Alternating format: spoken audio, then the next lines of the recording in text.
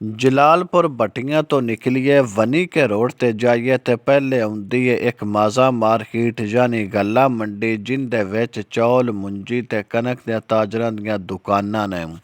ਉਸ ਗੱਲਾ ਮੰਡੀ ਦੇ ਮੇਨ ਰੋਡ ਉੱਤੇ ਹਮਜ਼ਾ ਫਰਨੀਚਰ ਹਾਊਸ ਵਾਲਿਆਂ ਦੀ ਵੀ ਦੁਕਾਨ ਹੈ, ਜਿੰਦੇ ਡਾਇਰੈਕਟਰ ਇਜਾਜ਼ ਅਲੀ ਮਿਸਤਰੀ ਨੇ, ਜਿਨ੍ਹਾਂ ਦਾ ਤਲਕ ਪਿੰਡ ਖੁੱਤੇ ਸ਼ਾਹ ਦੇ ਨਾਲ ਹੈ।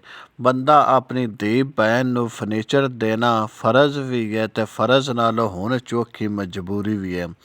ਅਗਰ ਕਿਸੇ ਬੰਦੇ ਨੇ ਆਪਣੀ ਧੀ ਭੈਣ ਨੂੰ ਲੱਕੜ ਦਾ ਸਮਾਨ ਬਣਵਾ ਕੇ ਦੇਣਾ ਹੋਵੇ, ਉਹ ਹਮਜ਼ਾ ਫਰਨੀਚਰ ਵਾਲਿਆਂ ਨਾਲ ਰਾਬਤਾ ਕਰਨ, ਜਿਨ੍ਹਾਂ ਦਾ ਨੰਬਰ ਤੁਹਾਡੇ ਮੋਬਾਈਲ ਦੀ ਸਕਰੀਨ ਦੇ ਉੱਤੇ ਚੱਲਦਾ ਪਿਆ ਹੈ। ਬੈੱਡ, ਸ਼ੀਸ਼ਾ ਦਰਾਜ਼, ਸ਼ੋਕੇਸ, ਮੇਜ਼, ਕੁਰਸੀਆਂ ਤੇ ਹੋਰ ਵੀ ਲੱਕੜ ਦਾ ਜਿਹੜਾ ਸਮਾਨ ਤਿਆਰ ਹੁੰਦਾ ਹੈ ਉਹ ਤਿਆਰ ਕਰਦੇ ਨੇ।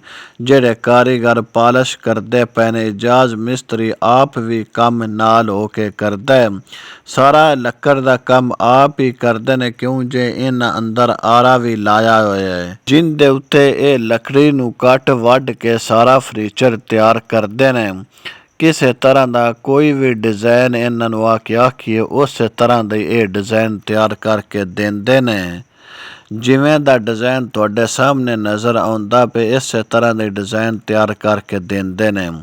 ਹਮਜ਼ਾ ਫਰਨੀਚਰ ਵਾਲਿਆਂ ਦਾ ਦਾਅਵਾ ਹੈ, ਅਸੀਂ ਜਿਤਨਾ ਵੀ ਫਰਨੀਚਰ ਵਿੱਚ ਲੱਕੜੀ ਇਸਤੇਮਾਲ ਹੁੰਦੀ ਹੈ, ਅਸੀਂ ਸਾਰੇ ਟਾਹਲੀ ਦੀ ਲੱਕੜੀ ਇਸਤੇਮਾਲ ਕਰਨੇ ਆ। ਖਾਸ ਕਰਕੇ ਬੈੱਡ ਦੀ ਟੋਨ ਦੇ ਨਾਲ ਅਸੀਂ ਲੱਕੜੀ ਹੀ ਇਸਤੇਮਾਲ ਕਰਨੇ ਆ, ਉਹ ਵੀ ਕਾਲੀ ਟਾਹਲੀ ਦੀ।